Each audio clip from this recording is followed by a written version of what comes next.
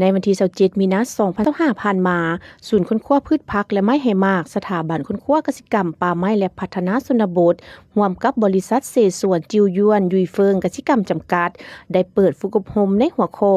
เทคนิคการผลิตหมากเพชรให้เป็นสินค้าล้าวจีนให้เกียรติเป็นประธานของทานปริญญาเอกเพชรมณีแสงสร้างไสยสารรักษาการหัวหน้าสถาบันค้นคว้ากสิกรรมป่าไม้และพัฒนาชนบทเข้าร่วมมีทานปริญญาเอกทองคูณศรีสะไพทองหัวหน้าศูนย์ค้นคว้าพืชพักและไม้ไหหมากทานนางเจ้ายาลินหัวหน้าบริษัทเศษส่วนจิวยวนยุยเฟิงกสิกรรมจำกัดมีนักสัมมนากรที่มาจากศูนย์ค้นคว้าพืชพักและไม้ไหหมากแขนงปลูกฝังแผนกกสิกรรมและป่าไม้นครหลวงเวียงจันทน์ห้องการกสิกรรมและป่าไม้เมืองหาดไซโฟงห้องการกสิกรรมและป่าไม้เมืองทาพระบาทแขวงบริคำไซ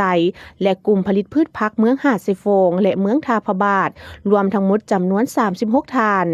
จุดประสงค์การฝึกอบรมในครั้งนี้เพื่อแลกเปลี่ยนความคิดเห็นทางด้านการคัดเลือกแนวพันธุ์และการผลิตหมากเพชรเป็นสินค้าเพื่อส่งออกไปสาธารณรัฐประชาชนจีนในพิธีทานปริญญาเอกทองคูณศรีสะไพทองหัวหน้าศูนย์ค้นคว้าพืชพักและไม้ไหหมากได้นำเสนอการจัดตั้งโครงการและแผนในอนาคตว่า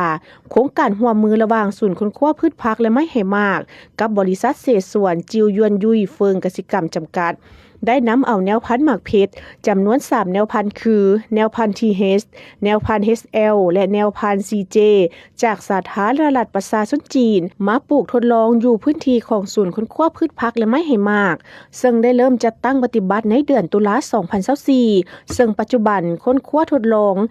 ยังอยู่ในขั้นตอนเก็บกำข้อมูลทางด้านผลผลิตแต่จากการประเมินในพื้นที่ตัวจริงแล้วสามารถเห็นได้ว่ามีจำนวน1แนวพันธุ์ที่สามารถเจริญเติบโตได้ดีและมีท่าแฮงในการให้ผลผลิตสูงคือแนวพันธุ์ TH และได้ลงไปสำรวจและเก็บกำข้อมูลพื้นที่บ้านเป้าหมายการสร้างตัวแบบการผลิตหมากเพชรอยู่บ้านผาโป่งและบ้านหงทองซึ่งเป็นกลุ่มเกษตรกรที่ผลิตผักในเมืองทาพระบาทแขวงบริคำไซจากนั้นทีมงานครูฝึกก็ได้นำพานักสัมมนากรลงพื้นที่สวนสาธิตปลูกหมากเพชรตัวจริงในศูนย์ค้นคว้าพืชพักและไม้ไหหมากจำนวน3แนวพันธุ์คือแนวพันธุ์ TH แนวพันธุ์ HL และแนวพันธุ์ CJ เพื่อลงสังเกตการเจริญเติบโตและการให้ผลผลิตของหมากเพชรตัวจริงของทั้ง3แนวพันธุ์ดังกล่าว